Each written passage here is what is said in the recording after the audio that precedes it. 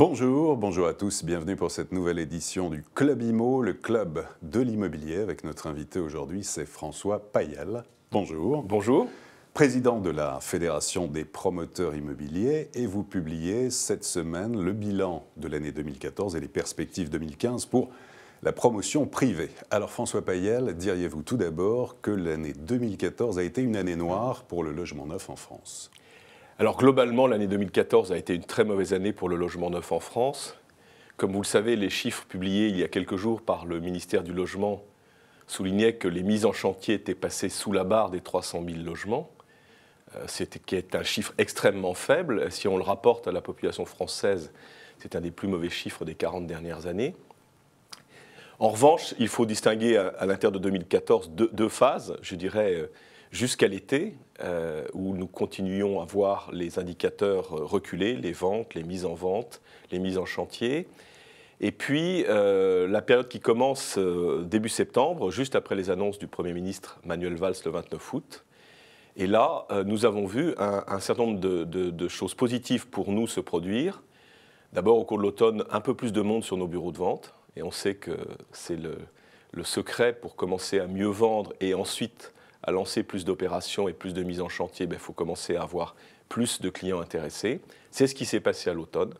Et c'est ce qui conduit à ce que les chiffres du quatrième trimestre 2014 sont sensiblement meilleurs que ceux des 3 trimestres précédents, et même sensiblement meilleurs que les quatrièmes trimestres des années antérieures, et ce qui conduit finalement à une année très mauvaise sur le plan des mises en chantier, très mauvaise sur le plan des permis de construire, mais avec une fin d'année meilleure que nous pouvions le redouter sur les ventes. C'est-à-dire, donc en fait, qu'est-ce qui s'est passé ? Donc, dernier trimestre, vous avez senti une reprise notamment chez les investisseurs ? Alors, nous avons senti une reprise chez les investisseurs claire. L'esquisse du dispositif Pinel que le Premier ministre avait présenté le 29 août a manifestement rencontré l'intérêt réel des investisseurs. J'ai envie de dire que durant ces 4 années, depuis 2010, où nous avons vu les indicateurs plonger, nous sentions bien qu'au-delà des préoccupations liées à la crise économique, au-delà des inquiétudes des ménages sur l'emploi, malgré tout, le placement dans la pierre restait un sujet d'intérêt majeur pour les Français et qu'il suffisait de quelques mesures qui redonnent de la confiance, quelques mesures qui rassurent les investisseurs pour que finalement leur envie de s'intéresser à la pierre revienne. Et c'est ce qui s'est clairement passé. Au niveau des prix, comment évoluent les prix dans l'immobilier neuf ? Où en est-on exactement ? Alors les prix restent stables avec une petite tendance naturelle à la hausse, malheureusement, parce que tant que le prix des terrains constructibles ne baissera pas, tant que les coûts de construction ne baisseront pas, eh bien, le prix de revient du logement neuf ne baissera pas et dans ces conditions, son prix de vente non plus. Alors il y a tout un train de mesures de simplification qui est engagé, qui doit faire l'objet d'un certain nombre de décrets. Plusieurs d'entre eux ont été publiés, nous en attendons d'autres, mais pour l'instant, évidemment, ça ne pèse pas encore sur les coûts. Ça devrait commencer à peser sur les prix de revient à compter du deuxième semestre 2015 et à partir de là, conduire au moins à une stabilisation des prix. Et est-ce que ça bride l'accession à la propriété ? Alors l'accession à la propriété, et notamment la primo-accession, qui est un vrai sujet, a besoin pour bien fonctionner de prêts sur longue durée. C'est-à-dire que nous sommes dans une période de taux bas, ce qui profite à tous les ménages. Mais pour la primo-accession, il faut des prêts à taux bas sur longue période. Or, depuis quelques années, pour des raisons parfois subies, les banques ont de plus en plus de mal à prêter au-delà de 20 ans. Alors, pour la primo-accession, il faut des prêts sur 25 ou 30 ans à des taux intéressants. Et une mesure qui est passée un peu inaperçue dans les dernières semaines de 2014 a porté sur l'évolution du prêt-pass, qui est un prêt d'accession à la propriété, dont les plafonds de ressources ont été alignés sur ceux du prêt à taux zéro. Alors c'est très technique, mais dans la pratique, ça permet d'obtenir des prêts sur 25 ou 30 ans à des taux très performants, qui sont donc favorables à la primo-accession. Et nous comptons beaucoup sur ce dispositif pour relancer la primo-accession pour les ménages qui le souhaitent et pour ceux qui en ont les moyens, dans les premiers mois de 2015. Alors, un récent rapport de 3 organismes de l'État, dont l'IGF, préconise de remettre à plat les aides au logement et considère qu'il y a beaucoup de gaspillage. Qu'est-ce que cela vous inspire ? Plusieurs choses. Je dirais qu'à nouveau, on met en avant le coût pour l'État et les collectivités locales du logement. Alors le chiffre est passé de 42 à 46 milliards en quelques semaines. Je ne sais pas par quel calcul, mais enfin je le constate. En revanche, ce qu'on continue à oublier, si j'ose dire, c'est que cette politique actuelle et ces investissements de l'État pour le logement rapportent beaucoup plus que les 42-46 milliards de dépenses, puisque les comptes de la Nation montrent que les recettes correspondantes dépassent 60 milliards d'euros. Donc on le voit bien, je dirais le soutien au logement et l'encouragement à la production de logements au-delà de la satisfaction d'un besoin vital pour nos concitoyens, c'est aussi, si vous me permettez, une bonne affaire pour l'État, puisque le rapport entre les dépenses fiscales et les recettes est largement favorable aux recettes. Donc ça, c'est ma première remarque.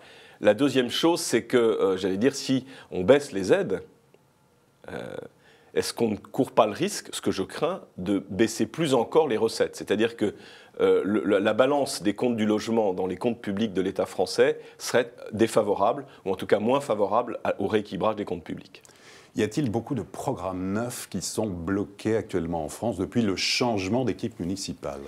Alors c'est clairement notre point d'inquiétude en ce début 2015. Je vous le disais, un message de confiance qui a été renvoyé aux particuliers, à la fois pour l'investissement locatif et pour l'accession à la propriété, mais aussi des mesures qui vont faciliter le lancement par les promoteurs de nouvelles opérations, la validité des permis de construire qui a été prorogée d'1 an, la période transitoire de la réglementation thermique qui a été prorogée, toute une série de mesures techniques qui vont clairement dans le bon sens, une mise en cohérence des règles d'urbanisme. Ouais, tout ça, ce sont des dispositions assez techniques, mais qui nous permettent, nous, de mieux faire notre métier. Sous une réserve, mais elle est importante, elle est même essentielle, c'est que les collectivités locales, qui sont en charge de délivrer les permis de construire, délivrent ces permis dès lors qu'on leur propose des projets conformes aux règles d'urbanisme local. Or, clairement, depuis les dernières municipales, nous voyons de plus en plus de collectivités nous dire qu'elles sont extrêmement réticentes à construire de nouvelles opérations, ce qui peut éventuellement se comprendre dans les localités ou dans les agglomérations où il n'y a pas de besoin. Elles sont assez rares malheureusement, ce qui est beaucoup plus difficile à comprendre là où il y a de vrais besoins, qui seront donc moins bien satisfaits, et j'allais dire moins de construction là où il y a des besoins. C'est d'une part augmenter la pénurie à moyen terme et donc continuer à créer des tensions sur les prix, et puis c'est d'autre part ne pas contribuer à la relance d'un secteur d'activité dont on sait qu'il est extrêmement favorable à l'emploi au plus près des territoires. Et comment inverser la tendance? On sait que les permis de construire, qui sont les mises en chantier de demain, les résultats ne sont pas bons. Alors, on sait que les permis de construire ont connu encore une décrue en 2014. Alors, je crois qu'il faut revenir à la chaîne de notre métier. C'est d'abord, il faut que nous vendions mieux.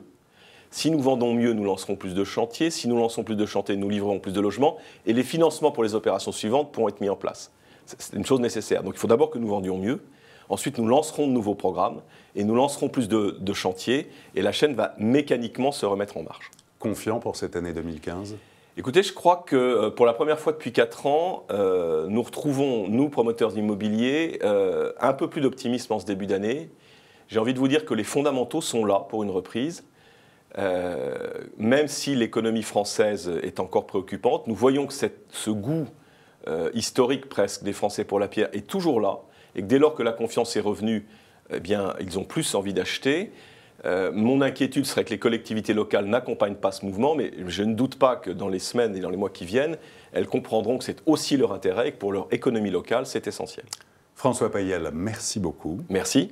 Et à très bientôt pour une prochaine édition du Club Imo, Explore Imo, Le Figaro.